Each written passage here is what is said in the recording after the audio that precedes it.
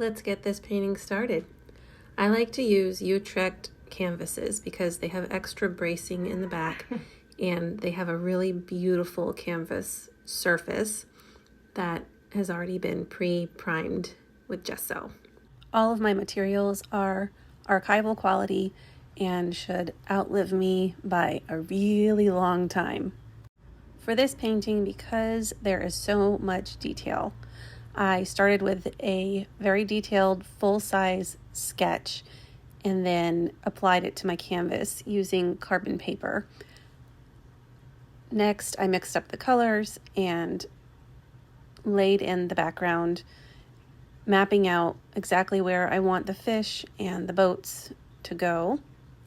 I like to work in layers, so you'll see me going from top to bottom over and over again, adding another layer of color and deepening some of the contrast or adding shadows into the water. Normally, when I start a painting, I will wait to put my sketch on until after I've done the background.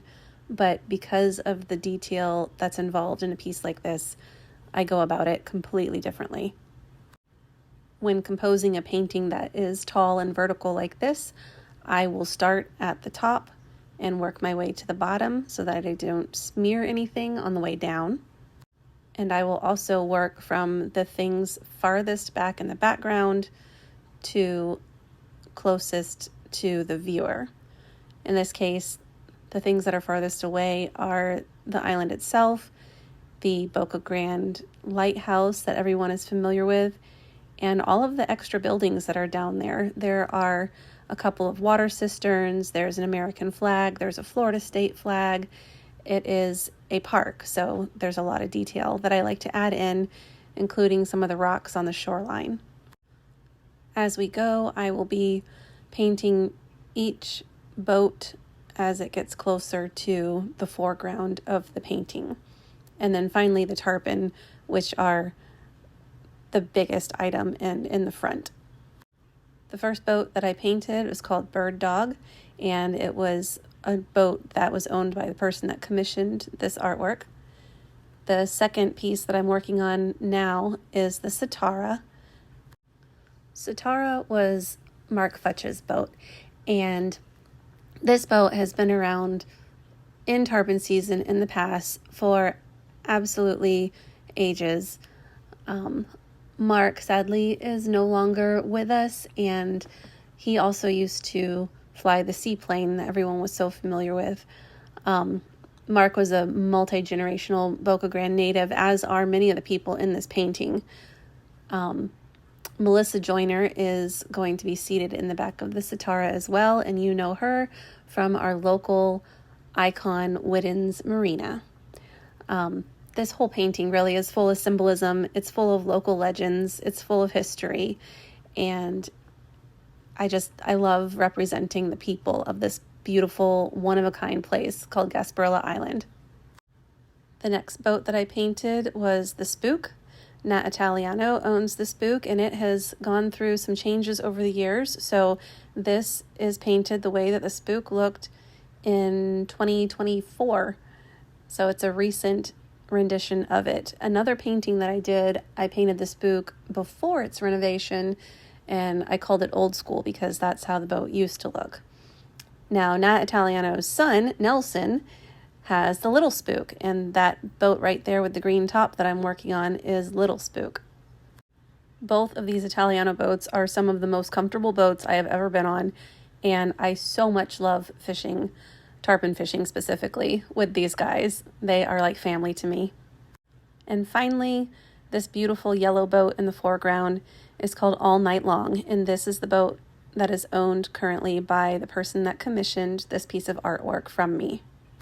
It's a very elegant boat with a dark blue dodger and topper, and I wanted to really pull in this yellow color into the water, so it's got a bit of a yellow cast to it in places, just to make the colors pop. Side note, that t-shirt that I'm wearing, it's from the Orlando Harley-Davidson, and I created this design back in 2016. I can't even believe that it was 2016. That feels like forever ago. But it's called the Conch Republic Mermaid, and I did it for Harley Davidson's Bike Week. The design was put on t-shirts and other memorabilia and was at the Orlando Harley as well as the Florida Keys Harley dealerships. Because it was a tribute to Florida, I combined the Little Mermaid Ariel style mermaid with a bunch of icons from the Atocha.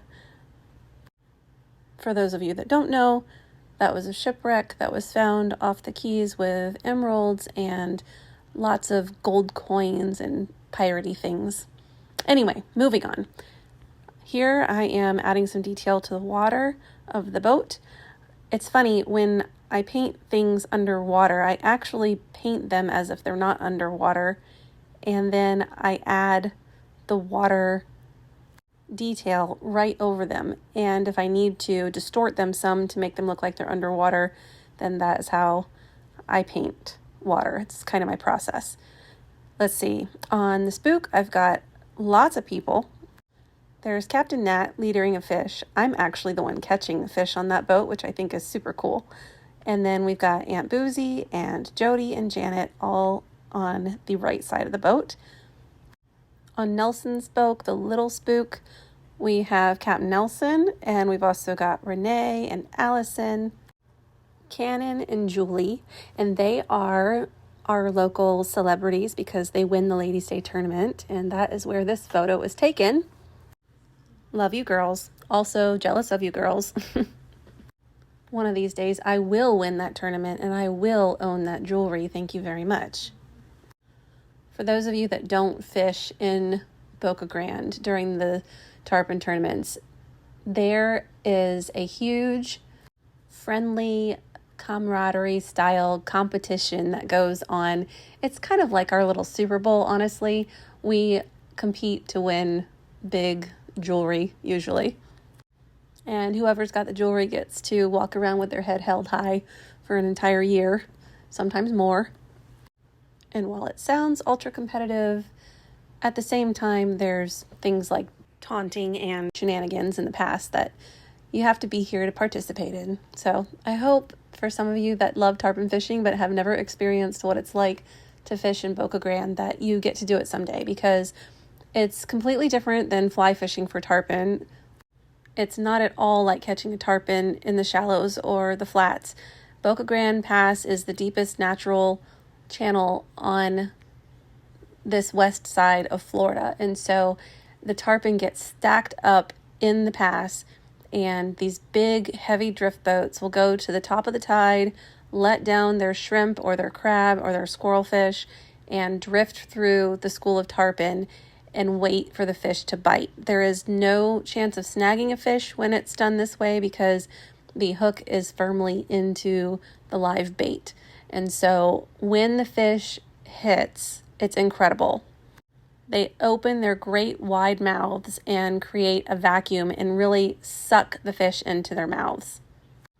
The angler does not set the hook. The boat actually sets the hook because we use circle hooks, and these big circle hooks need to get right in what we call the button, this perfect little spot on the edge of their mouth.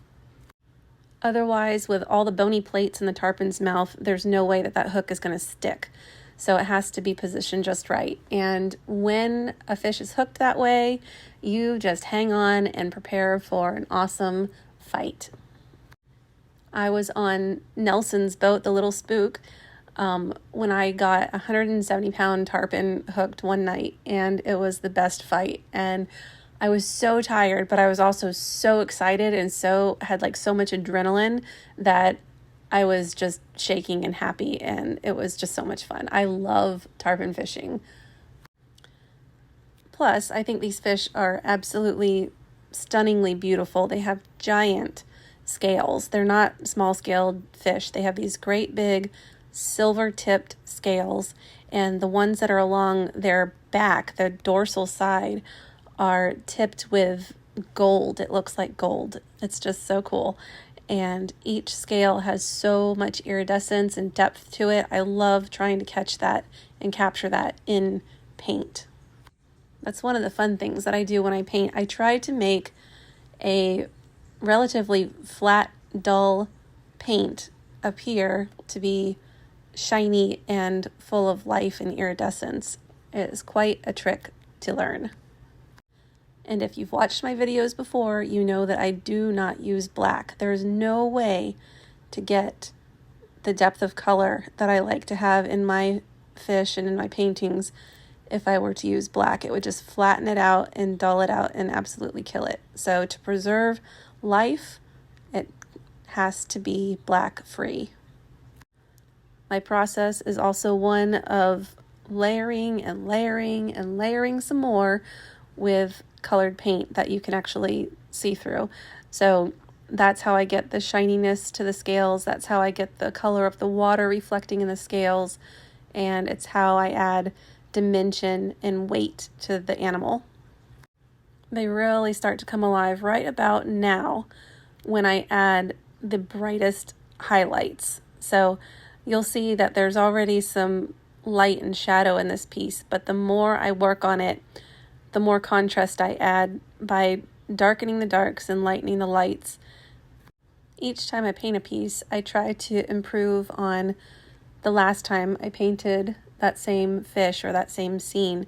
And this painting offered me a unique opportunity to do just that, because the person that commissioned it fell in love with my old school painting and wanted me to use that exact same tarpon as the subject for this painting. And so you can see up there towards the top, that is the original version of this painting. And you can see the colors are a little bit different and they're adapted to complement the color of the boat and also the brighter color of springtime tarpon fishing. And then I was able to incorporate some of the tricks that I used in the first painting when painting this one. And one of those tricks is to shape the scales as I paint, spacing them out and making them come close together to really show the bend in the fish. Another part that I absolutely love about this painting is the way that that water turned out near the tail. You can really feel the agitation of the water and that tail slap that's just about to happen. We can only imagine that fish turning around all of a sudden when he sees some juicy bait float by on the tide. The angler in the chair in the center of the painting is Jody, and it's her painting. Although the painting itself is a relatively large piece of artwork, each one of these people is pretty darn small. If you look at the size of the faces, the largest one is not even the size of Washington's head on a quarter. So, why no black? Because if you use black, you can't get blue and yellow highlights in an eye. And if you use black, you can't get this depth of color in a scale. If you use black, you can't get these kinds of shadows and highlights. Don't use black in your paintings. Trust me, I kind of know what I'm talking about. Thank you so much for following along with me as I painted this piece of art. I would love to answer your questions if you have any, and please like and subscribe so that you don't miss a thing.